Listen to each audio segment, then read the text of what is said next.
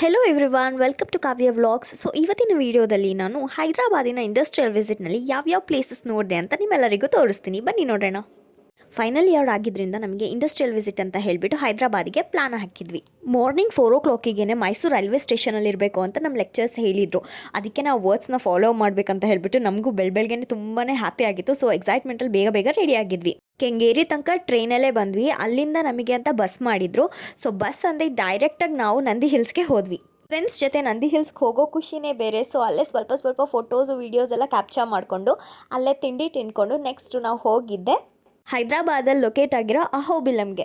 College trip ಅಂತ ಹೇಳಿಬಿಟ್ಟು ಇದೇ ಫಸ್ಟ್ ಟೈಮ್ ನಾವು ಅಹೋಬಿಲಮಿಗೆ ಬಂದಿದ್ದು. ಟ್ರೆಕ್ಕಿಂಗ್ ಅಂತೂ ಸಿಕ್ಕಾಬಟ್ಟೆ ಸಖತ್ತಾಗಿತ್ತು. ಚಿಲ್ಡ್ರನ್ಸಿಂದ ಹಿಡಿದು ದೊಡ್ಡವ್ರು ಕೂಡ ಟ್ರೆಕ್ಕಿಂಗ್ ಮಾಡ್ತಾಯಿದ್ರು. ಅಲ್ಲಿ ಹೇಗೆ ಅಂತ ಹೇಳಿದ್ರೆ ತುಂಬ ಟೆಂಪಲ್ಸ್ ಇದೆ, ಸ್ಮಾಲ್ ಟೆಂಪಲ್ಸ್ ಇದೆ. ಅಲ್ಲೇ ಕಡ್ಡಿಗಳು ಕೂಡ ಇಟ್ಟಿರ್ತಾರೆ. ಸೊ ಆ ಕಡ್ಡಿಗಳ ಸಹಾಯದಿಂದ ನಾವು ಮೇಲೆ ಹೋಗ್ಬೋದು.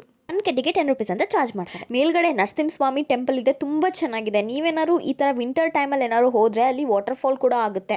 ಸೊ ಅದನ್ನೆಲ್ಲ ನೋಡೋ ಅವಕಾಶ ಸಿಗುತ್ತೆ. ಅಲ್ಲೇ ಕಲ್ಲಿನ ಬಂಡೆಗಳ ಮೇಲೆ ಡೈರೆಕ್ಷನ್ಸ್ ಕೂಡ ಹಾಕಿರ್ತಾರೆ. ಸೊ ಆ ಡೈರೆಕ್ಷನ್ಸ್ನ ಫಾಲೋ ಮಾಡಿಕೊಂಡು ನೀವು ನರಸಿಂಹಸ್ವಾಮಿ ಟೆಂಪಲ್ಗೆ ಹೋಗ್ಬೋದು. ಒನ್ಸ್ ನೀವು ಬೆಟ್ಟದ ಮೇಲೆ ರೀಚ್ ಆದರೆ ಅಲ್ಲಿ ಫ್ರೆಶ್ ವಾಟರ್ ಸಿಗುತ್ತೆ ಗಾಯ್ಸ್.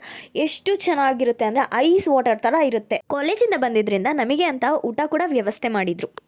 ನೆಕ್ಸ್ಟ್ ಅಲ್ಲಿಂದ ನಾವು ಡೈರೆಕ್ಟಾಗಿ ಬೆಲ್ಲಂ ಕೇವ್ಸಿಗೆ ಬಂದ್ವಿ. ಇದಂತೂ ಸಿಕ್ಕಾಬಟ್ಟೆ ಬಿಸಿಲಿತ್ತು. ಫುಲ್ಲು ಎಷ್ಟು ಬಿಸಿಲು ಅಂತ ಹೇಳಿದ್ರೆ ಮಧ್ಯಾಹ್ನ ಬೇರೆ ಹೋಗಿದ್ವಿ. ತಲೆ ತಿರುಗೋ ಅಷ್ಟು ಬಿಸಿಲಿತ್ತು. ಇಲ್ಲಿಗೆ ಹೋಗ್ಬೇಕಂತ ಹೇಳಿದ್ರೆ ಒಬ್ಬರಿಗೆ 70 ರೂಪೀಸ್ ಚಾರ್ಜ್ ಮಾಡ್ತಾರೆ.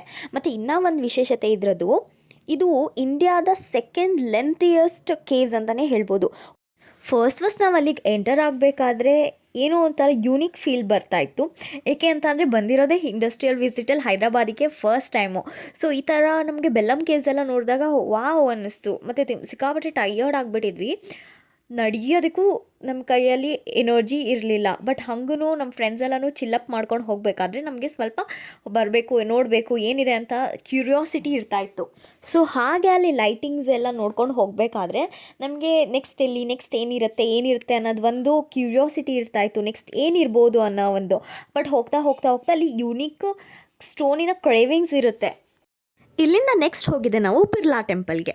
ಫಸ್ಟ್ ಬಿರ್ಲಾ ಟೆಂಪಲ್ನ ಎಂಟರ್ ಆದ ತಕ್ಷಣ ನಮಗೆ ವಿಷ್ಣುವಿನ ಮೂರ್ತಿ ಕಾಣಿಸ್ತು.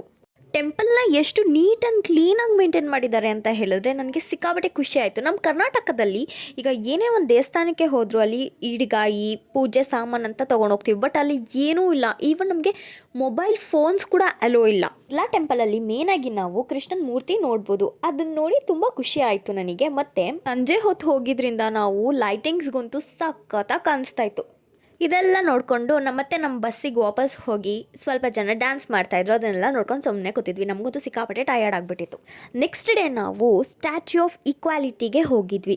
ಗೈಸ್ ಲಿಟ್ರಲಿ ಹೇಳ್ತೀನಿ, ಲೈಫಲ್ಲಿ ಒಂದ್ಸಲಿ ಆದರೂ ನಾವು ಈ ಥರ ಟೆಂಪಲ್ಸಿಗೆ ಹೋಗಲೇಬೇಕು. ಎಷ್ಟು ಸಖತ್ತಾಗಿತ್ತು ಅಂತ ಹೇಳಿದ್ರೆ, ಫಸ್ಟ್ ನಾವು ಅಲ್ಲಿಗೆ ಹೋಗ್ತಿದ್ದಂಗೆ ನಾವು ಔಟ್ ಆಫ್ ಇಂಡಿಯಾ ಏನಾದ್ರು ಬಂದುಬಿಟ್ಟಿದ್ದೀವ ಅನ್ನೋ ಫೀಲಲ್ಲಿ ಅನ್ನಿಸ್ತಾ ಇತ್ತು. ಬಟ್ ಸೀರಿಯಸ್ಲಿ ಸಖತ್ತಾಗಿತ್ತು. ಫಸ್ಟೇ ನಮಗೆ ರಾಮಾನುಜಾಚಾರ್ಯ ಅವರ ಒಂದು ಸ್ಟ್ಯಾಚ್ಯೂ ಕಾಣಿಸ್ತು. ಮತ್ತು ಒಳಗಡೆಗೆ ಯಾವುದೇ ಥರ ಫೋನ್ಸ್ ಅಲೋ ಇಲ್ಲ. ಫಸ್ಟು ನಮಗೆ ಟಿಕೆಟ್ ಕೇಳಿದಾಗಲೇ 300 ರೂಪೀಸ್ ಪರ್ ಹೆಡ್ ಅಂತ ಗೊತ್ತಾದಮೇಲೆ ಹೋಗೋದು ಬೇಡ ಅಂತ ಅಂದ್ಕೊಂಡು ಡಿಸೈಡ್ ಆಗಿತ್ತು. ಬಟ್ ಅಂದರೂ ಇಲ್ಲಿ ತನಕ ಬಂದುಬಿಟ್ಟು ಹೋಗದೇ ಇದ್ದರೆ ಏನು ಅಂತ ಹೋದ್ವಿ. ಹೋಗಿದ್ಕು ಸಖತ್ ವರ್ತ್ ಅನ್ನಿಸ್ತು. ಅಲ್ಲೂ ಕೂಡ ಫೋನ್ಸ್ ಎಲ್ಲ ಅಲೋ ಇಲ್ಲ. ಫಸ್ಟೇ ಫೋನ್ ಇಟ್ಬಿಟ್ಟು ಆಚೆಯಿಂದ ಸ್ವಲ್ಪನೇ ವಿಡಿಯೋ ಮಾಡ್ಕೊಬಿಟ್ಟೆ. ಮತ್ತು ಒಳಗಡೆ ಫೋನ್ ಅಲೋ ಇಲ್ಲ ಅಂತ ಹೇಳಿದಾಗ ಅಲ್ಲೇ ಇಟ್ಬಿಟ್ಟು ಹೋದ್ವಿ. ಒಳಗಡೆ ನಮಗೆ ರಂಗನಾಥ ಸ್ವಾಮಿ ನೋಡ್ಬೋದು, ತುಂಬ ಚೆನ್ನಾಗಿತ್ತು. ಇದೆಲ್ಲ ಮುಗಿಸ್ಕೊಂಡು ನಮಗೆ ತುಂಬ ಟಯರ್ಡ್ ಆಗಿತ್ತು. ಸೊ ನಮಗೆ ಒಂದು ಫುಡ್ ಕಾರ್ಟ್ ಹತ್ರ ನಿಲ್ಲಿಸಿದ್ರು ಊಟ ಮಾಡ್ಕೊಳ್ಳಿ ಅಂತ ಹೇಳಿಬಿಟ್ಟು. ಊಟ ಅಂತೂ ಸಖತ್ತಾಗಿತ್ತು. ನೆಕ್ಸ್ಟು ಇಲ್ಲಿಂದ ನಾವು ಹೋಗಿದ್ದೆ ಹಂಪಿ ಟೆಂಪಲ್ಗೆ. ಸೊ ಇದೆಲ್ಲ ಮುಗಿಸ್ಕೊಂಡು ನೆಕ್ಸ್ಟ್ ಡೇ ನಾವು ಮತ್ತೆ ವಾಪಸ್ ಮನೆಗೆ ಬಂದ್ವಿ. ಈ ವಿಡಿಯೋ ಏನಾದ್ರು ನಿಮ್ಗೆ ಇಷ್ಟ ಆಯಿತು ಅಂತಂದರೆ ಲೈಕ್ ಮಾಡಿ, ಶೇರ್ ಮಾಡಿ, ಸಬ್ಸ್ಕ್ರೈಬ್ ಮಾಡಿ. ಇದೇ ಥರ ವೀಡಿಯೋಸೊಂದಿಗೆ ನೆಕ್ಸ್ಟ್ ವೀಡಿಯೋದಲ್ಲಿ ಸಿಗ್ತೀನಿ. ಬಾಯ್.